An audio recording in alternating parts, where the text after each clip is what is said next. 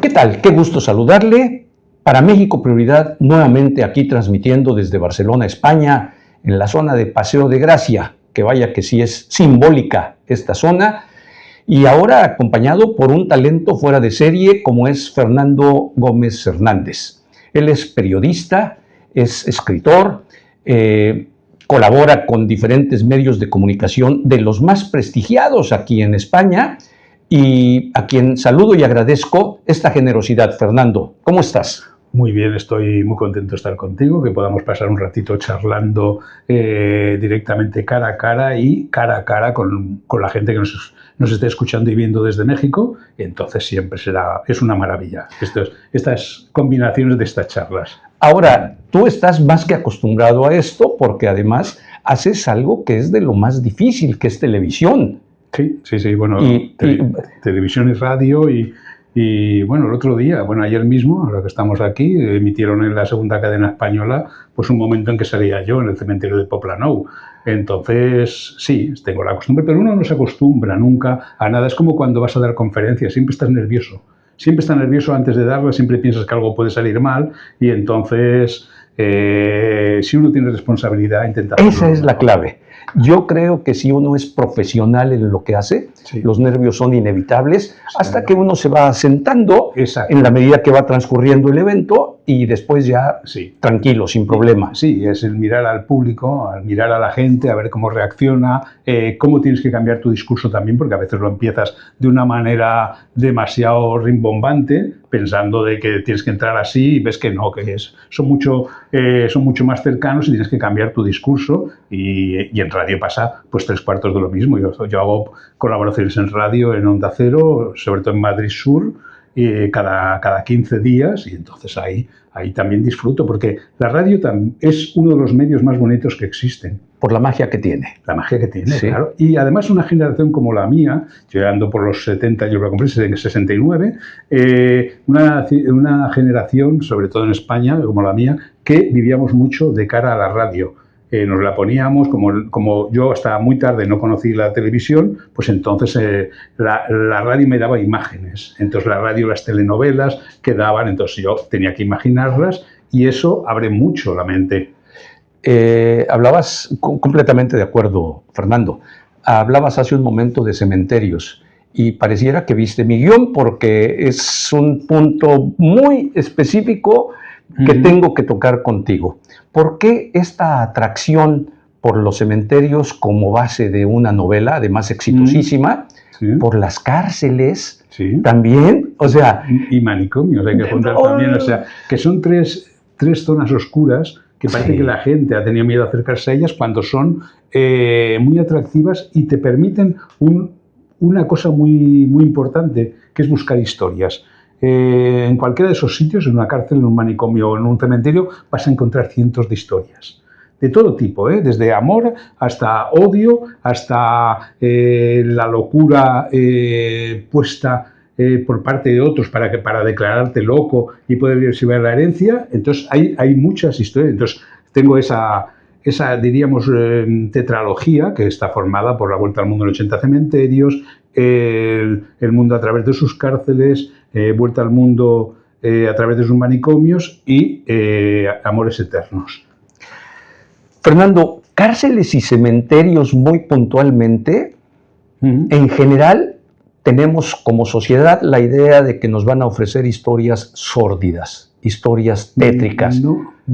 Yo digo la imagen exacto, que sacamos de esa. Hay una historia preciosa, y si escribí el capítulo de México, aparecen en esos 4 libros. En los 4 hay desde el manicomio, que es el de la Castañeda, el cementerio saco el Panteón de San Fernando, y saco también el primer libro, el de Xochimilco, el cementerio de las muñecas, y después en el último, en el de Amores Eternos, saco la historia de Alma Reed con Felipe Carrillo, que están en Mérida, enterrados en la ciudad de Felipe Carrillo Puerto. Sí, exactamente.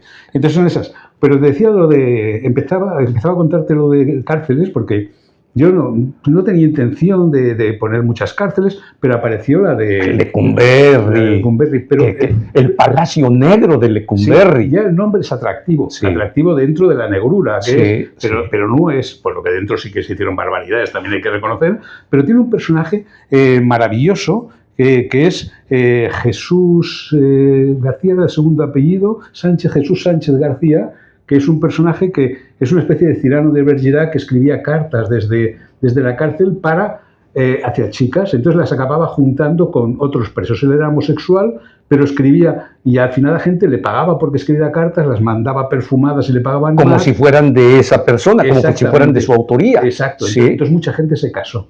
Es un personaje curioso, me supo mal porque Buñuel llegó a conocerlo. Buñuel lo conoce y no llega a hacer la película que quería hacer con él. Luis Buñuel. Sí, el gran Luis Buñuel. Sí.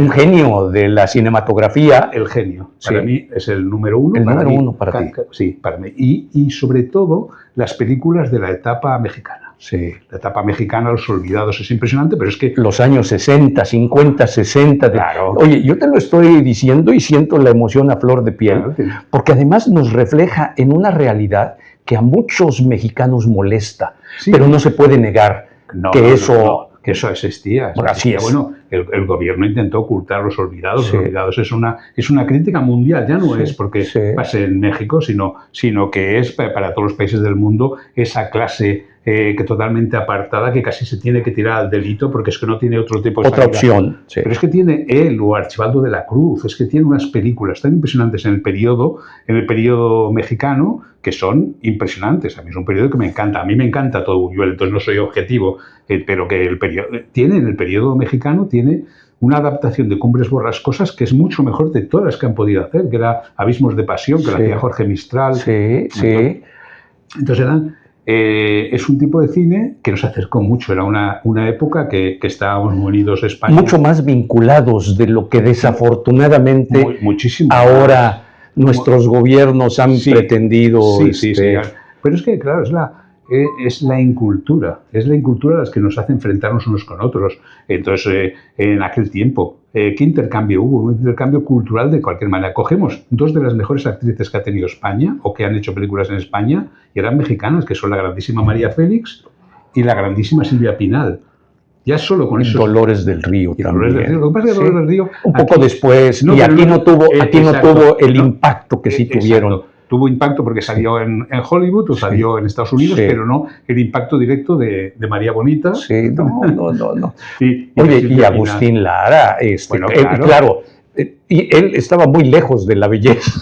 Pero es que no le hacía falta la belleza a él. La belleza física no le hacía falta, pero vaya que sí tenía talento. Bueno, sacó María Bonita, claro. La compone en Acapulco cuando vive con María Félix. O sea, es un tándem tremendo que la compone, si no recuerdo mal, lo compone Granada sin haber estado en Granada, y hay dudas en si Madrid había estado o no cuando compone Madrid. Hay mucha gente afirman que no había conocido Madrid. Eso dicen, Granada seguro, pero Madrid tengo mis serias dudas, tendríamos que investigarlo un poco más, pero Granada no, Madrid ahí hay unas pequeñas dudas porque ya cuando la compone él está en un momento muy alto de su carrera.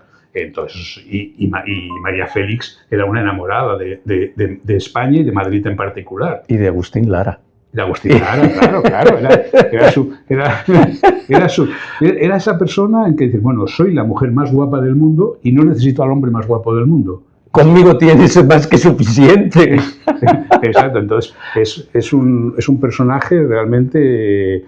María Félix, como muchos de los que vinieron aquí, pero eso es centrado, no estábamos hablando de Luis Buñuel, es como eso, el cobijo que le da. Buñuel sale de aquí de Europa con 2 películas que se tiene que ir a Estados Unidos y acaba filmando en México, y te crea, si cogemos en cualquier ranking de películas de México, las 3 primeras seguro que están películas de Luis Buñuel, como Alcoriza, que también era... Luis Alcoriza, claro.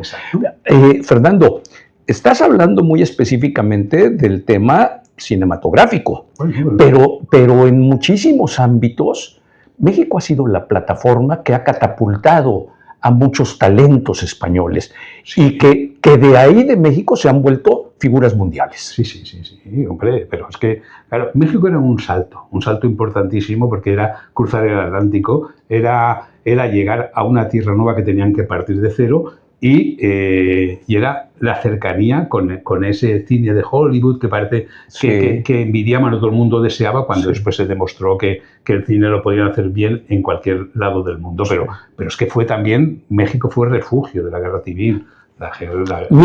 Miles de españoles que recibimos, que cobijamos con los brazos abiertos nosotros los mexicanos. Sí. Y bueno, al final la vida da muchas vueltas.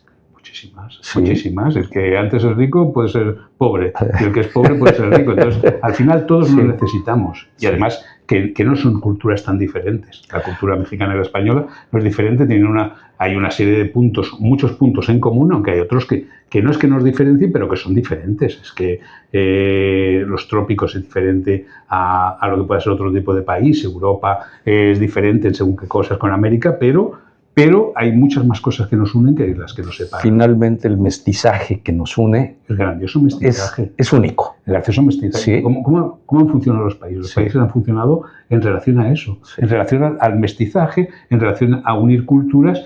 Cualquier país que tenga gente entremezclada es un país que va a triunfar culturalmente. Mucho más rico que cualquiera otro. Exactamente. Sí. Y culturalmente va a ser un paso impresionante.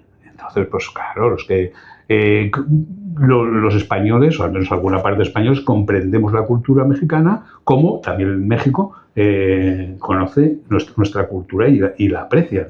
Entonces, repítenos, por favor, los nombres de estas novelas tuyas, en donde hablas de la Castañeda como manicomio, de Lecumberri como cárcel, como penal. Exacto. Y hablaste de 4. Sí, y de cementerios. Sí, cementerios que tengo 2, claro.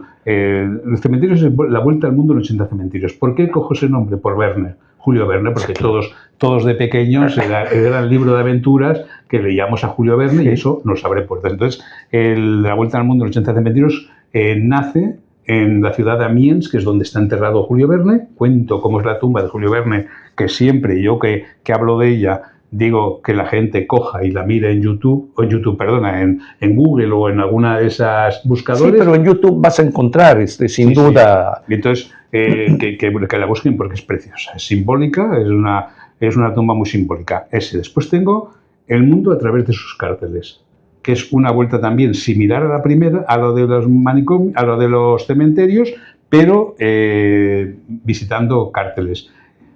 ¿Por qué estos pasos? Es curioso porque yo podría haberme parado en el primer libro y hubiera quedado normal, no hubiera tenido necesidad de hacer una tetralogía como he hecho. Cuando escribo, no por encargo, pero tampoco era una cosa que sea de mí, La vuelta al mundo en 80 cementerios, porque estaba haciendo un programa de radio en Radio Marca y me dijeron, oye, participa una vez a la semana y cuéntanos alguna cosa. Y vi que los cementerios todos tenían historias, entonces me sirvió para hacer unos cuantos y hubo una persona que dijo, ¿por qué no haces un libro en base a 80 cementerios que tienes suficiente? Y digo, vale, perfecto, entonces lo hice. ¿Pero por qué lo escribo? Lo escribo por la razón que no me pensaba que había nada peor que la muerte. La muerte es el paso último, es el momento dramático en la vida, nada te puede doler tanto y entonces así acabo. Pero cuando termino el libro y me pongo a pensar qué otra cosa voy a escribir, porque a mí lo que me gusta es escribir novelas, pero pienso y digo, más duro que la muerte, o igual de duro que la muerte, es la pérdida de la libertad. El que no puedas salir, que no puedas pasear, no puedas ver las cosas, no puedas elegir tu camino, o que estés metido en una dinámica que no te puedes apartar. Que la cojas en la vida, vale, cada uno hace lo que quiere en su vida, pero con esa libertad. Pero cuando estás dentro de una cárcel, imagínate, no puedes ni ver los pajarillos cantar, cualquier cosa que nunca has prestado atención en la vida. Porque lo vemos cotidiano, claro, pero no le damos la importancia que tiene a partir de la pérdida de la libertad. Exacto. Sí. Entonces escribo este segundo libro y digo, bueno, y aquí terminó. Pero entonces descubro en el tercero la vuelta al fondo de los manicomios. ¿Qué descubro? Descubro que algo peor que la cárcel, o tan peor como la cárcel, o tan malo o peor que el estar encerrado, está la locura. esa pérdida de identidad, ese no saber quién es, el no poderte comunicar, todo ese dolor que lleva para el que está, como para el que lo rodea, lo que es la locura. Pero, perdóname la ignorancia, Fernando, yo pienso, y corrígeme por favor, que en los manicomios la gente vive privada de su, de su conciencia, ¿sí? Y eso, pues debe ser menos trágico que estar privado de la libertad, exacto, pero estar consciente. Exacto, pero es que es un tipo de enfermedad de la locura que afecta más al que lo rodea que al que lo tiene. Pasa como el Alzheimer. Sí. El otro día hablaba con un famoso director de cine y sabía el tema y dije, bueno, es que el Alzheimer, la persona que lo tiene no lo nota, el que lo sufre es el que está alrededor. Sí. La locura es 3/4 de lo mismo. Entonces, pero es un dolor latente, un dolor que te mortifica y además que siempre produce pánico al heredero, o al descendiente, de que también lo pueda heredarlo. Exacto. Entonces, es tremendo. Ahora, por suerte, no existen manicomios. El manicomio se dejaron de existir en los años 70 gracias a un psicólogo, a un psiquiatra italiano que fue a Minas Gerais, a uno de los manicomios. Allá en Brasil. Sí. Entonces ahí era una barbaridad lo que ocurría, lo denunció y al final dijeron, no, vamos a quitarlos. Ahora son hospitales psiquiátricos. Exactamente. ¿Sí? Ahora ya no es el manicomio ni como se le llama. Pero fíjate también, y el último es el Amores Eternos, que son historias no más blancas, pero son historias de amor en las cuales están o juntos, pero son historias de amor en las cuales han fallecido o están juntos o no están juntos por algún tipo de razón o motivo. Entonces, eso es el círculo de las 4 novelas. De las 4 novelas. Novelas porque he intentado hacerlas por comodidad para el lector, como si fueran eso, como si fueran novelas. Como si una persona mayor, ya a punto casi de morir, que se encuentra un joven y le empieza a contar todas sus aventuras que ha vivido, dando la vuelta al mundo y descubriendo tantos manicomios, tantas cárceles o tantos cementerios. Entonces, al final he conseguido que lo que podía considerarse como un trabajo de encargo sea un trabajo muy personal. Claro. ¿Qué te seduce más, Fernando? ¿La divulgación a través de los medios o la escritura? Escritura. Hay una pregunta básica que se tendría que hacer a todo escritor. Si estuvieras en una isla desierta, ¿escribirías? Si contestas... No te queda otra. Sí, pero entonces sí que eres escritor. Una persona que no busca el lector, que busca... su satisfactor personal. Exacto. Si es una isla desierta, uno puede decir, pues no escribo porque ¿para qué? Si no tengo lectores. ¿Para qué? Si tu lector primero y principal eres tú. Y si te gustas a ti, te vas... El más autocrítico, sí, solamente uno mismo. De no ser que seas muy vanidoso. Sí. Porque también los hay que se piensan que son el centro del mundo y ya está. Pero es que yo siempre he intentado descubrir mientras escribo. Yo no me puedo cerrar a no aprender. Yo quiero aprender cada vez que escribo. Entonces, ¿por qué es tan variada mi obra? Mi obra es variadísima. No sé si habrá alguien que tenga tanta cosa como yo. Yo tengo este tipo de novelas que se pueden considerar ensayos. Novela pura y dura, novela histórica. Tengo poesía en haikus de Garache, y tengo pues teatro, que tengo una obra de teatro Veneno, que está funcionando en México, está funcionando fantásticamente. El otro día me dieron cifras de lo que lo llevan oído por Spotify, y son 18.000 o 19.000, ya me dijeron. Y después tengo también traducción del portugués al español de un libro de poemas de una mujer que solo escribió 3 libros y quise recuperarlos yo. Entonces ahí está la traducción. Pero eso lo hago por satisfacción, porque quiero aprender. Claro. Hoy en día, pues aparte de algún premio Nobel y 3 o 4 más, nadie se gana dinero con la literatura, que tampoco querría. Yo no soy de esos ambiciosos en los cuales... Porque afortunadamente tampoco lo necesitas. Tú ganas lo suficiente para vivir al nivel al que has estado acostumbrado. Exacto. Pero siempre te salen ofertas que son como en Simón del Desierto, sí, que está subido en la columna, sí, de Buñuel, pues siempre existen esas tentaciones, siempre está el demonio tentando. Yo me acuerdo que siendo bastante jovencito en relación a ahora, claro, tendría unos 21, 22 años. No, en relación a ahora y en relación a lo que sea, pues eras un bebé de 21 años. Sí. Entonces, pues ahí ya me ofrecieron el que escribiera en una revista pornográfica. Ya. Yo dije, si caigo en eso y me pagan por eso, porque en aquella época... Te perdiste. Claro, en esa época pagaban bien, entonces dije, no, no tengo, gracias a Dios, necesidad de eso, claro. O sea que no voy no a tienes caer... necesidad de prostituirte. No, exacto, porque al final acabas haciendo siempre, todos, sobre todo en miles de cosas nos acabamos prostituyendo, haciendo cosas que igual no nos gustan, pero que tenemos que hacerlas porque están dentro de alimenticio, lo que antes decíamos de Buñuel, el cine alimenticio, sí. Pues, pero también hay que hacerlo todo con esa dignidad y con ese saber estar. ¿Qué otro país, independientemente de México, Fernando, te ha llamado la atención para reflejar realidades como lo hiciste con estos 4 libros que vinculan a México? Vinculan a México. Hay países que están en todos en los 4 libros, que son Francia. Sí. Yo París, soy un enamorado de París. París es la ciudad de luz. Sí, a mí me cautiva. Habrá otros que les gusta más Londres, pero no, yo soy muy parisino en ese sentido, en el de caminar esos espacios, ese buscar quizás... añore también un poco el París de hace unos años. Ahora ya no es el mismo París, ahora es un París mucho más modificado. Mucho más comercializado. Exactamente. Pero no pierde su encanto. No pierde, no, es imposible. Hay ciudades en las cuales no se las puede derrotar. Hay ciudades que no se las puede derrotar. Aquí en España tenemos Madrid y Barcelona, que es imposible. Por mal que lo hagan alcaldes, si lo hicieran por más que se empeñen en derrumbar todo el prestigio. Es imposible. ¿Sí? Hay ciudades que es imposible. París está en ese grupo de ciudades imposibles de que puedan destruirlas. Entonces en París, pues claro, hablo del Père Lachaise en cementerios, hablo de la Salpêtrière en manicomios, hablo de la Bastilla en las cárceles, y entonces y en historias de amor, pues muchas, porque el cementerio Père Lachaise que comento se crea en base a una historia de amor. ¿Qué pasa? El Père Lachaise está hoy en día en un buen sitio de París, en casi el centro, pero cuando lo construyen quedaba un tanto separado de lo que es la Cité, de lo que es el centro de París, quedaba un tanto separado. Y nadie quería ir allí, nadie quería enterrarse allí porque les caía muy a traspié.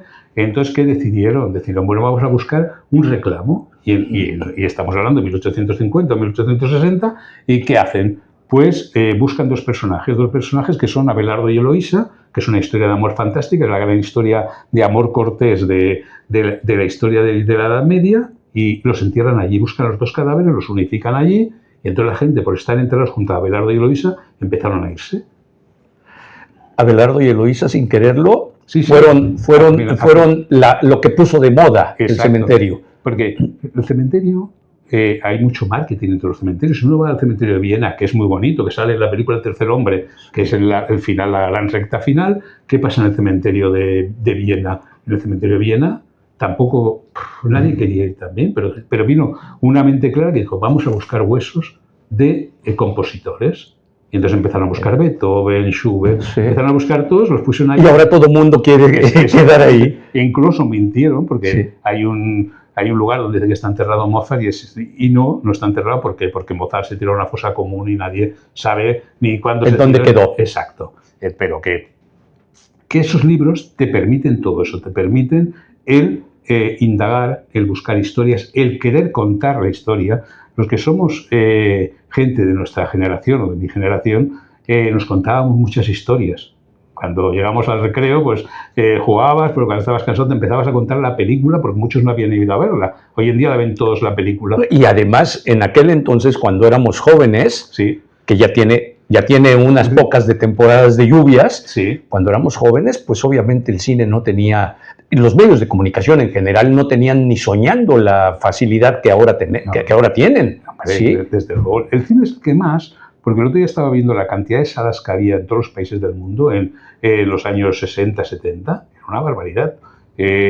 Tú seguro, en la ciudad donde naciste, si recuerdas los cines que había en tu juventud, era una barbaridad.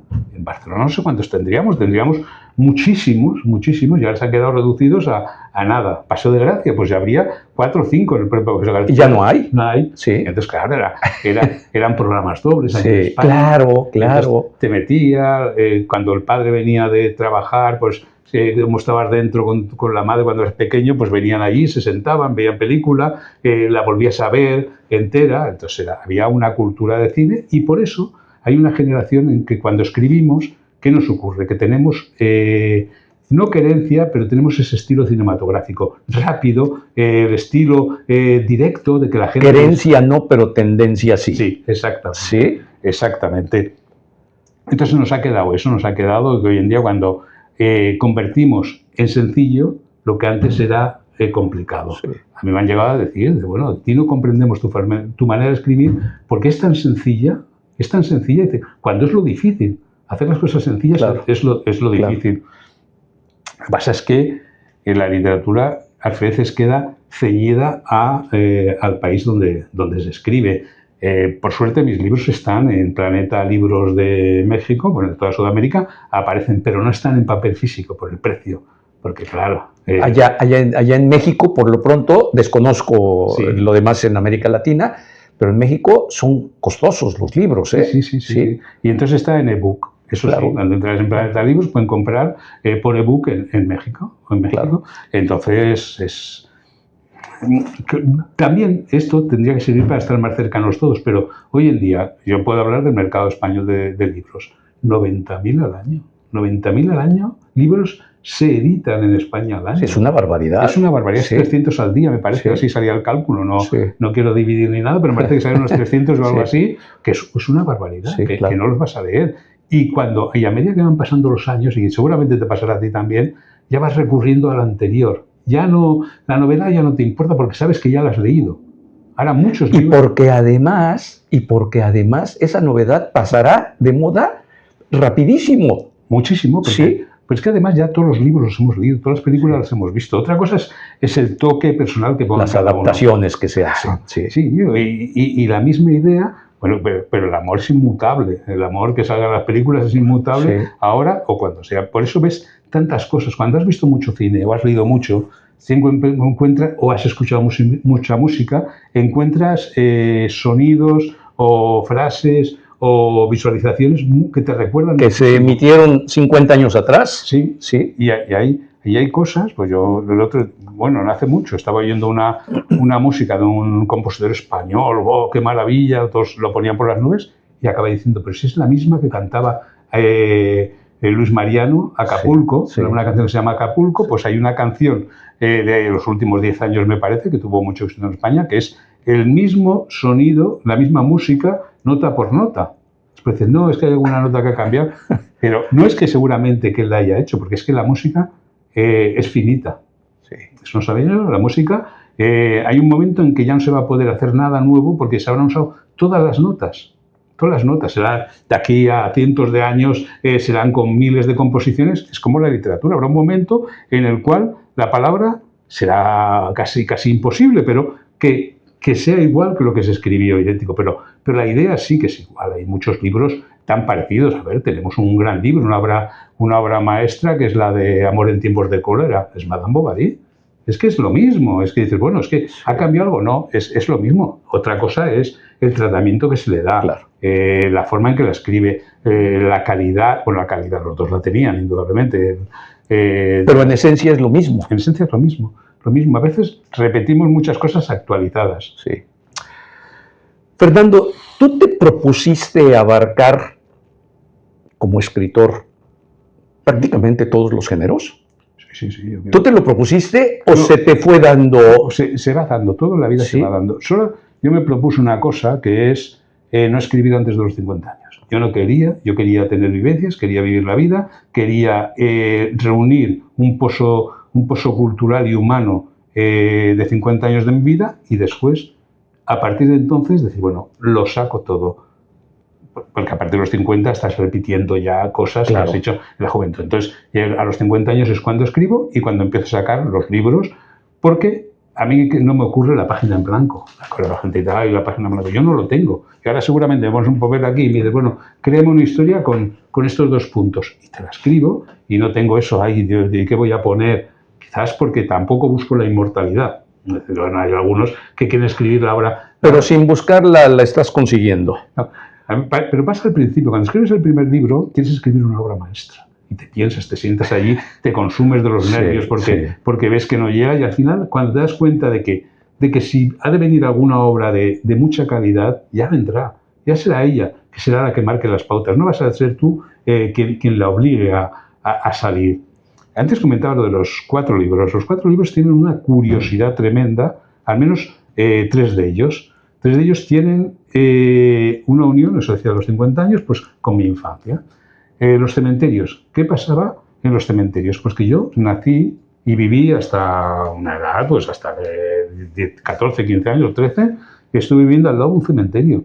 Y ese cementerio tenía una utilidad maravillosa para mí, porque la pared era la pared más lisa que había, la pared más encalada, y mi padre y yo aprovechábamos para jugar a pelota a mano, porque él era de Burgos, entonces, Mira, sí, jugábamos con la pelota el frontón a mano. Exacto, Sí. entonces jugábamos allí. Ya tenía una utilidad, el cementerio ya no era ese sitio donde moría la gente. Ese sitio tétrico que sobre todo de niños, y lo digo por experiencia muy Sí. personal, yo decía, qué difícil debe de ser vivir colindando con el cementerio.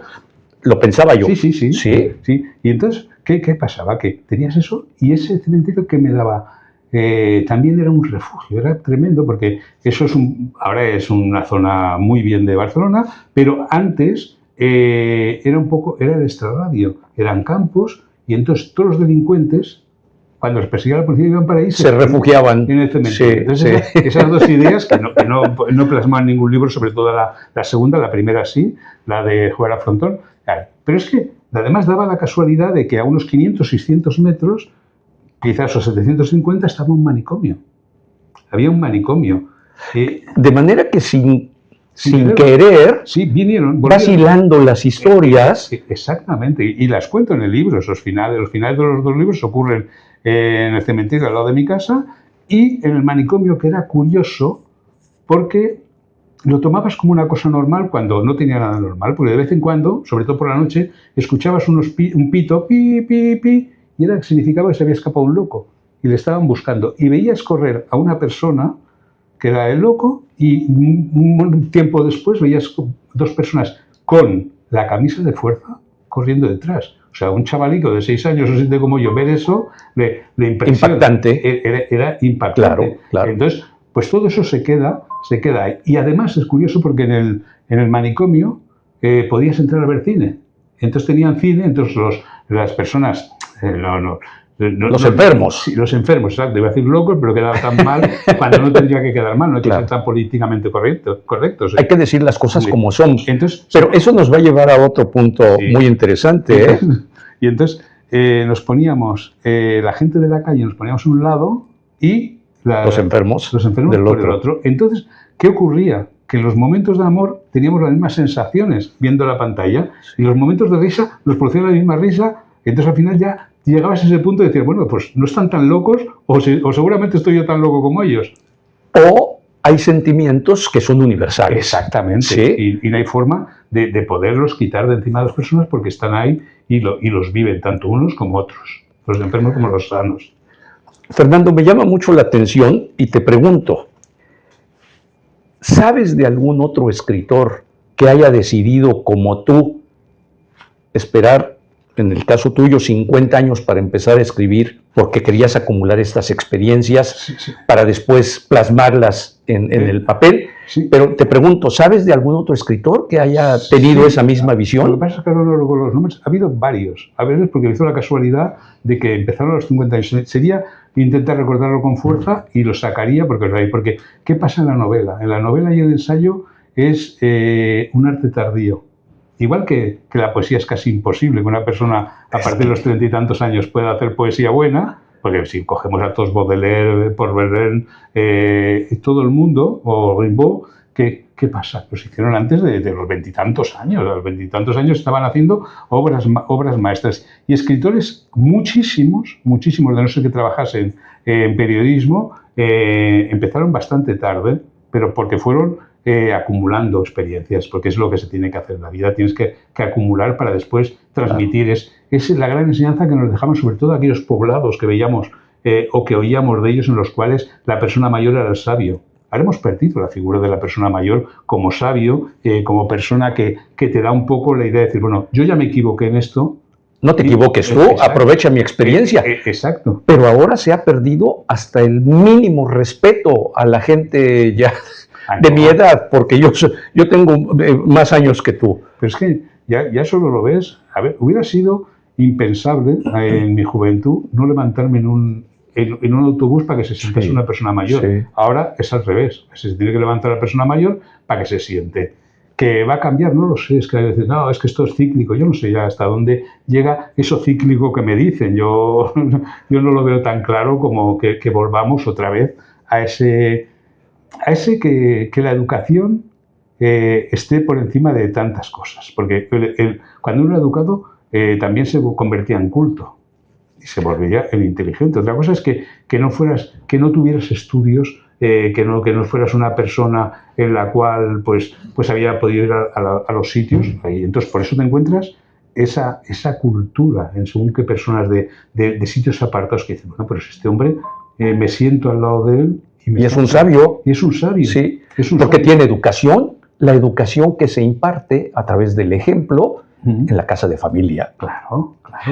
Diferente a la educación en conocimientos. Claro, pero es que la familia está rota. Sí.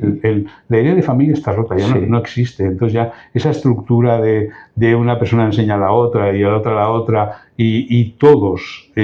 Ahora me hace mucha gracia, será lo no políticamente correcto decirlo, cuando algún padre me dice, oh, es que yo soy amigo de mi hijo. No seas tan amigo de tu hijo. Tú cumple con tu función, que es ser padre. Exacto. Sí, amigos ya tendrá. Exacto, ya se buscará él. Ya se buscará él y seguramente no se parecerán a ti. Pero no empieces. Igual que también recomiendo que las personas, los padres, pues no van a cometer ningún delito si de vez en cuando abren el cajón del hijo y miran lo que tiene. Claro. Pero no es que se atente contra su intimidad, que estás supervisando, ¿sí? A que no haya desvíos. Claro, entonces estamos en un mundo que no sé, yo me recuerdo a esas películas de Sam Peckinpah, que es un mundo en el cual pues ya estás desfasado porque ves que lo que a ti te gusta es muy difícil que vuelva otra vez. Pero ¿piensas que este desfase con esta destrucción de la institución más importante de cualquier sociedad, que es la familia, claro, ¿crees que sea obra de la casualidad? ¿O crees que esto es...? No hay nada casual. No hay nada en esta vida casual. Entonces, hay una serie de mecanismos que es más interesante el que la familia no se convierta en tribu, que odian mucho a las 12 tribus de Israel, la odian muchísimo, odian todo eso, pero que está todo totalmente planificado. ¿Por qué? No lo sé, pero la familia ya no es lo mismo. Ahora ya no tiene esos valores que tenía antes, dentro de que antes también tenía cosas malas. Por supuesto. El padre padrón, que siempre dominando todo, la mujer subyugada, eso tenía que cambiar, pero no... al extremo que ha cambiado. Exacto, no con la destrucción. La destrucción, a ver, que las familias con hijos, los hijos con padres de familias estructuradas, son diferentes a personas de que cada uno va por su lado, que ahora les buscan ahora te matriculamos en salto longitud porque no quiero que me molestes y así te tenemos más tiempo en el colegio. O peor tantito, te voy a regalar el nuevo móvil. Sí. El móvil es tremendo, es como toda la ciencia. La ciencia es útil, pero hay que saber hacerla útil. ¿La inteligencia artificial es mala? No, de por sí no es una maravilla. Lo que pasa es que está tan mal utilizada porque cuando veo que alguno habla de inteligencia artificial es para hacer tonterías, de ponerse vestidos de no sé qué, y ahora me he visto de Romano y ahora me he visto del increíble Hulk. O peor tantito, para sentirse Terian. Exacto, sí. Exactamente. ¡Qué ridículo! Más denigrante además. Porque es que además no hay ninguna cosa cultural que lo ampare. Claro. Que lo ampare. A ver, es el consumo de drogas. El consumo de drogas es curioso porque cambió radicalmente de aquellos hippies que llamábamos de los años 60. Los años 60, claro. ¿Por qué? Porque tenían un guía, un gurú, que les indicaba y les decía hasta dónde era malo. Ahora no. Ahora no tiene nada. No soporta una persona que indique caminos. Ahora a cualquier cosa y cualquier cosa se hace. Entonces, no es una imagen negativa del mundo, sino que ya no es mundo de según qué personas y que no va a volver a ser. Es que tienes que decir, no, yo voy a continuar en este mundo porque no lo voy a cambiar para como era antes. seguirá su rumbo y tendré que aprovechar la inteligencia artificial, y la inteligencia artificial será maravilloso cuando cojas todos sus expedientes médicos, los metas ahí y te da un diagnóstico y no has necesitado ir a ningún lado y ya te está diciendo seguramente con el 99% de probabilidades lo que tienes o lo que dejas de tener. Va a ser cosas interesantísimas, pero es curioso, mucha inteligencia artificial y mucha corrección, y nunca he visto tantas faltas de ortografía en libros como se ven ahora. Y además que la inteligencia artificial también se equivoca. No es perfecta. No, ¿Sí? muchísimo, se equivoca muchísimo, y aparte ya está condicionada a que te tiene que dar la razón. Lamentablemente ahora empiezas a poner cosas a inteligencia artificial. Tienes razón. Y le dice, sí, ¿no? y se lo replantea y al otro lo soltará. Y lo que antes hablábamos de Buñuel, yo sabía el número de películas, las conozco al peapa, todo el cine de Buñuel y todas las películas de Buñuel. Un día le puse las que había dirigido y me faltaban 2 o 3. Bueno, pero tanta inteligencia artificial, yo que no la tengo, lo sé. ¿Sé más que tú? Entonces las puse, sí, bueno, sí. Entonces, no es que te pida perdón, pero que bueno, que eso no es óbice para que yo pueda criticarla. ¿Qué voy a criticar? La falta de educación. Es así que me va a molestar. Inteligencia artificial, ¿la puedo usar o no la puedo usar? Pero que esté ahí. Contra más cosas tenga a mi servicio, otra cosa es clonar personas, otra cosa es... Hay una serie de cosas que como van en contra de la ética. De la ética. Sí. Pero es que tenemos ética. Hay ética según qué grupos de personas.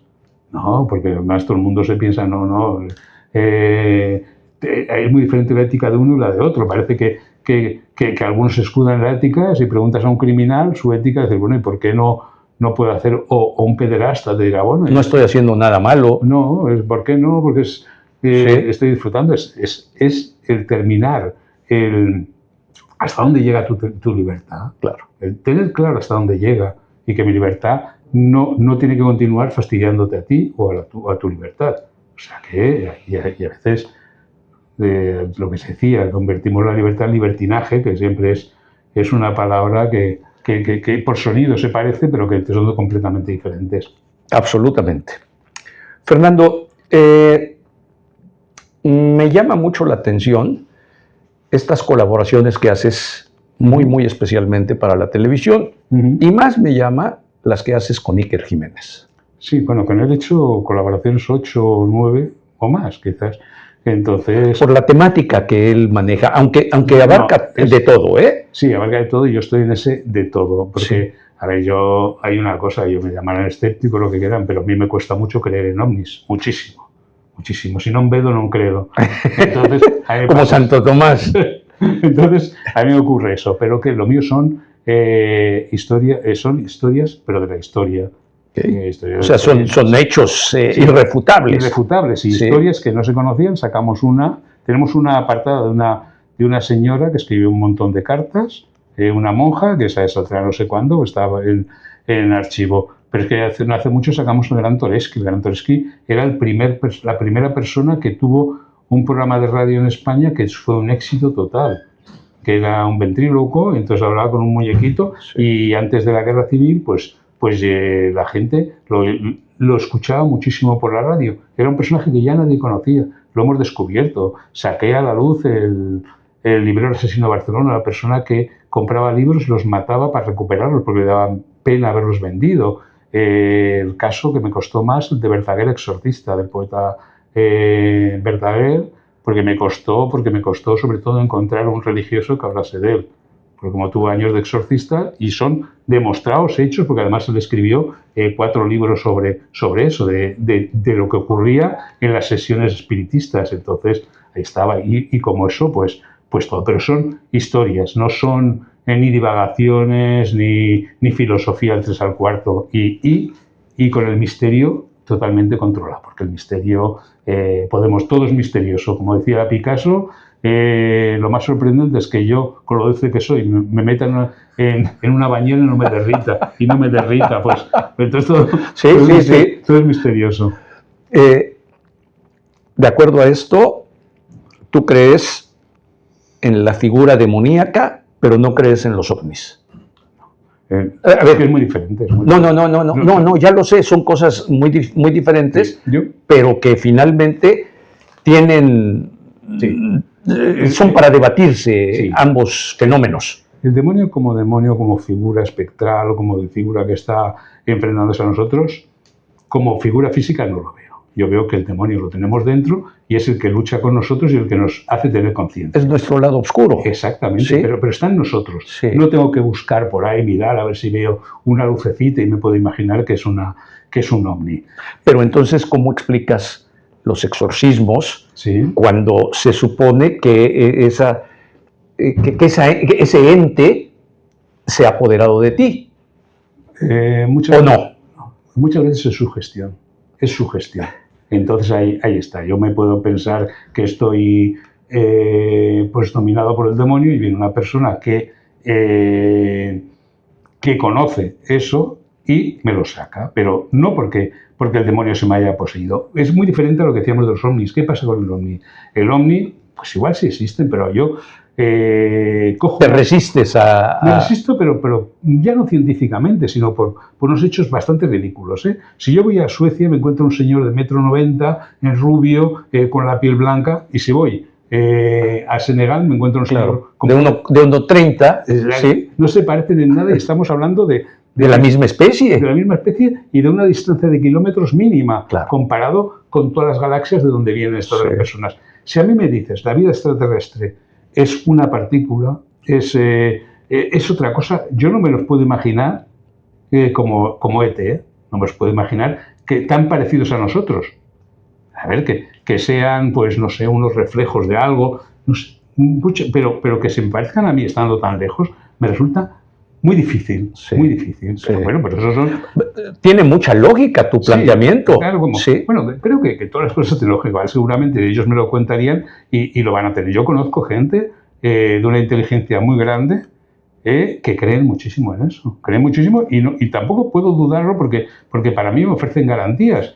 Pero es que necesito esa prueba real para verlo. Que existirá, pues posiblemente. Lo que no sabemos es...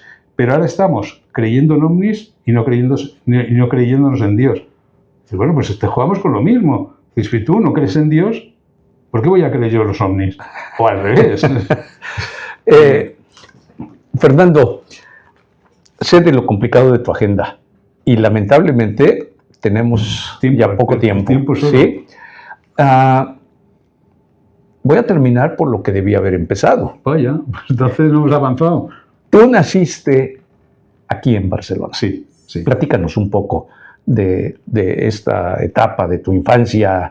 Ya nos comentaste, que vivías al lado del cementerio y que jugabas frontón con tu padre. Es que la infancia era muy diferente antes que ahora en una ciudad como Barcelona. Barcelona no estaba ya no masificada, sino que cuando te salías, sobre todo, de lo que es Paseo de Gracia hacia Virrey Amat o hacia Paseo Maragall, ya empezaban a ser campos y campos y campos, y entonces era eso. Vivías en un mundo en el cual no habías olvidado el pueblo del que había venido toda la familia, continuabas veías todo eso, veías gente, sobre todo que bajaban de Sardañola por allí, que habían hecho un trineo con perros y iban con los perritos ahí.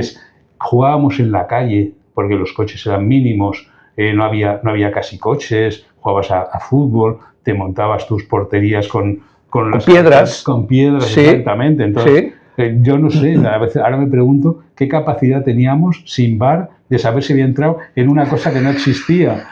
Entonces, en una cosa que no existía, como eran los postes, decía, no ha sido alta. Pero qué maravilla recordar todas esas escenas. No puedes olvidarlo. Es que yo creo que el ser humano no puede olvidar ni su pasado, porque es que en el momento que yo pierda todo ese contacto con lo que he sido, a ver, ahora todo el mundo vamos diciendo que nos bañamos 2 veces al día. Joder, en aquel tiempo no podías bañarte ni 2 veces. Una vez a la semana. Y con suerte. Y en un barreño. Y en un barreño, porque no tenías ducha. Claro. Entonces, todo cambia. ¿Eras feliz? Pues sí, porque esas edades bien tontas de ser para no ser felices, según qué edades. Claro. Entonces, ahora los chavales, pues ahora son felices también. Que no les entenderemos en algunas cosas, posiblemente, porque es muy diferente su mundo al nuestro, pero que se divierten, desde luego que se divierten. La música, alguna cosa de los que nos gustaba, molestaría casi a nuestros padres. Le dirían, bueno, ¿y este que escucha? Como ahora pasa con los que están viniendo, que no los entendemos. De, bueno, Bad Bunny, pues no sé. Entonces, pero es que entender a Bad Bunny, Fernando, no me digas, por favor. No, pero es muy difícil, porque es muy difícil primeramente porque, a ver, culturalmente es muy diferente el joven de ahora del de antes. Necesitamos, yo recuerdo haber leído desde muy pequeño, y no éramos familia de posibles, que no éramos familia rica, éramos familia que igual... Clase media. Sí. Normal. Normal y muy trabajadora, Sí. y por eso podías tener algo. Entonces, pero que en casa era más importante que muchas cosas, hasta que juguetes, era más importante un libro, Claro. Y el periódico de los domingos. El periódico de los domingos antes se leía entero, Sí. Y lo leía toda la familia, y ahora para leer un periódico lo coges por el móvil y al fin los 3 minutos estás aburrido, ya pasas deprisa las noticias, ya ni las lees, ya antes te lo leías de pe a pa. Sí. Entonces también han cambiado mucho los columnistas. Los columnistas de antes todavía hacían poesía. Yo recuerdo que las mejores crónicas que había, bueno, que incluso llegó a hacer, eran Joaquín Vidal, que lo hacía para ABC, si no recuerdo mal, sobre taurinas. Las críticas taurinas eran impresionantes, eran poesía pura. Como Wenceslao Fernández Flórez, pues también hizo de fútbol. Entonces, bueno, ¿qué escritores? ¿Nos regalarás en algún momento otros minutos, Fernando? Siempre. Yo siempre estoy dispuesto, cuando tengo tiempo. Evidentemente, dependiendo de que tu agenda te lo permita. Exactamente. Pero es que escucharte es una delicia. Bueno. Y eres filósofo, además. Pero esa palabra no me gusta, porque creo que todos lo somos y todos deberíamos serlo. Eso sí, pero no todos lo somos. Deberíamos filosofar y saber una cosa. Que ya dijo Descartes, comentó de que la razón es lo mejor repartido del mundo. Todo el mundo se piensa que la tiene. Pues a mí me pasa al revés. Y yo sé que la razón nadie la lleva completamente. Sí, claro. Cualquier idea tiene su punto a favor y su punto en contra. Sí. Y depende cómo la tomes. Eso pasa en las discusiones. Y a todos nos ha ocurrido de que a veces una discusión, a medida que va avanzando, vas cogiendo posiciones que no son las realmente tuyas. Y al final dices, bueno, pero estaba discutiendo con este hombre y le estaba diciendo cosas que yo ya ni creo. Pero claro, cuando ya en esa discusión se van separando los caminos y tú eres un poco más salvaje en comentar las cosas, pero... Fernando Gómez, un verdadero placer. Mil gracias nuevamente. A usted, perdóname, tus redes sociales... Bueno, ¿Cómo se puede comunicar la gente contigo? Yo últimamente solo uso Instagram, porque el resto, ¿Instagram? El resto me parece un vomitorio, porque solo van todo el mundo a insultarse unos a otros. En Instagram al menos se está manteniendo pues el famoso >, sí. Fernando Gómez Escritor. Okay. Entonces ahí estoy. Ahí @ Fernando Gómez Escritor. Para el debate, esto que comentas de todas las demás redes sociales, ¿eh? Sí. Pero insisto, ya platicaremos, Fernando. Sí. Muchas gracias. Y gracias a vosotros. Si le ha gustado, pues dele like y comparta la entrevista. En unos pocos días estará en nuestro canal de YouTube de México Prioridad. Pásela bien. Nos vemos la próxima semana. Gracias.